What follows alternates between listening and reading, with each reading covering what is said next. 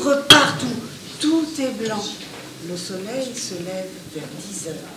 L'Autriche a déclaré la guerre à la Serbie. C'est officiel, la guerre est déclarée. Qui veut les nouvelles? Mais d'abord, mais avant tout, il faut rompre le cercle de la fatalité, le cercle de fer, le cercle de haine, où les revendications, même justes, provoquent des représailles, où la guerre tourne après la guerre dans un mouvement sans issue et sans fin. L'humanité est maudite, si pour faire preuve de courage, elle est condamnée à tuer éternellement. Le courage, aujourd'hui, ce n'est pas de laisser aux mains de la force la solution du conflit que la raison peut résoudre. Le courage, c'est l'exaltation de l'homme. Le courage, c'est de chercher la vérité. Et de la dire, c'est de ne pas faire écho de notre âme, de notre bouche et de nos mains aux applaudissements imbéciles et aux huées fanatiques. Qu'est-ce qui s'est passé, Lucienne? Oh, bah attends, j'ai regardé dans le journal, là, il y a un article. Attends, alors. Ils arrivaient au restaurant du Croissant. Bah, c'est là où on était. Bah oui, c'est à 2 pas de l'humanité. Ah ouais? Jaurès et ses collaborateurs, Renaudet et les citoyens poissons s'installèrent à une table. Jaurès parlait de sa belle voix grave.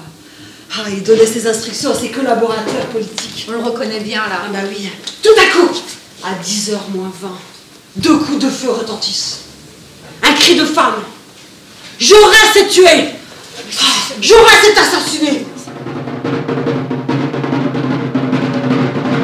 Avis à la population. Ordre de mobilisation générale. Par décret du président de la République, la mobilisation des armées de terre et de mer est ordonnée, ainsi que la réquisition des animaux, voitures et harnais nécessaires au complément de ces armées. L'Allemagne déclare la guerre à la France, à la Belgique. L'Allemagne déclare la guerre à la France et à l'Angleterre. Mais non, pas du tout, Lucienne. C'est pas du tout l'Allemagne qui déclare la guerre à l'Angleterre et à la France. Parce que Monsieur Schaune, le représentant de l'Allemagne, il est en France. Il va pas déclarer la guerre quand même. À La Rochelle, les réservistes avaient placardé sur leur wagon de grandes pancartes. Train de plaisir pour Berlin. Train de plaisir pour Berlin. Le ciel regarde partir ceux qui vont mourir au pas cadencé. Les hommes, il en faut toujours, car la guerre. Un soldat allemand me met en joue. À Terracle, un autre Allemand abaisse de fusil son camarade. Le télégramme. Victoire française à la bataille de la Marne. Victoire française à la bataille de la Marne. Avant la guerre. Il m'est beaucoup plus dur de supporter la brutalité des gens entre eux. Cela doit tenir en partie à ce qu'on se rend compte de son impuissance en face de tout cela. Et peut-être est-ce aussi que déjà on commence à devenir indifférent. À s'abrutir. Comment est-il possible que je souffre davantage de mon propre isolement que de la vue de tant d'autres souffrances? Peux-tu me comprendre? Que m'importe d'être épargné par les balles et les obus si je perds mon âme.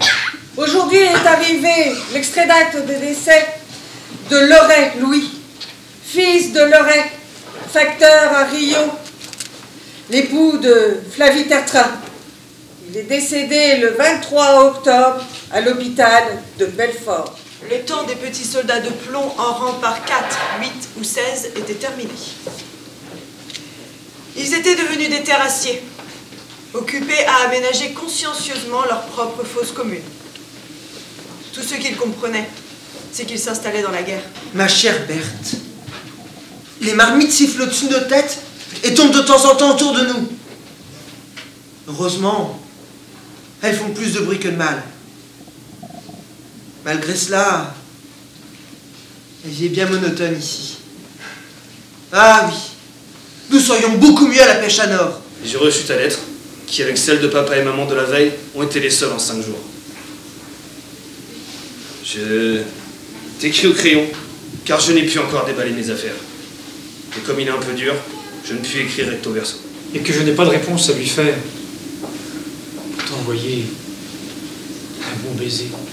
Ton petit papa, qui voudrait bien t'embrasser et te serrer bien dur dans ses bras.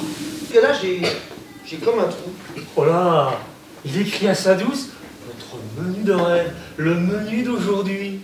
Le commandant et Adrien Degnaud, ils disent que les Anglais nous roulent. Du reste, mon homme, il dit qu'ils sont pas bons soldats. Non mais il paraît que dès que l'affaire est douteuse, ils décampent au galop.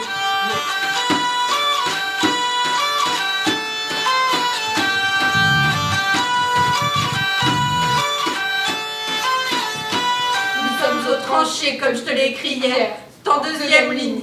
C'est bien sale dans les boyaux, car il tombe de l'eau presque tous les jours. L'eau goutte dans nos abris, mais il ne fait pas trop froid. On a au moins 3 km de boyaux pour aller chercher la soupe. Eh ben le général Pétain, il est de retour à Verdun. Bah et alors? Bah on les aura! Comment ça on les aura? On les aura! On les aura? On les aura! On les aura! On les aura! On les aura! On les aura! On les aura! L'alcôve où je dormais s'est effondrée.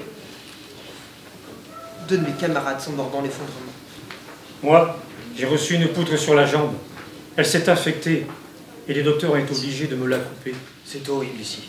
L'odeur de mes camarades, morts depuis 3 jours. Mais malgré tout ce malheur, toute cette haine, je pense sans arrêt à toi. C'est la procession chez Louise. Je lui conseille de se mettre à la fenêtre de sa chambre dimanche, à la sortie de la messe, pour les contenter tous d'un seul coup.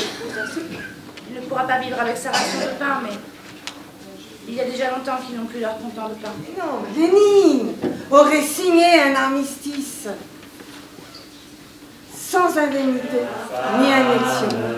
C'est à Craonne, sur le plateau, qu'on doit laisser sa peau, car nous sommes tous condamnés, nous sommes les sacrifiés.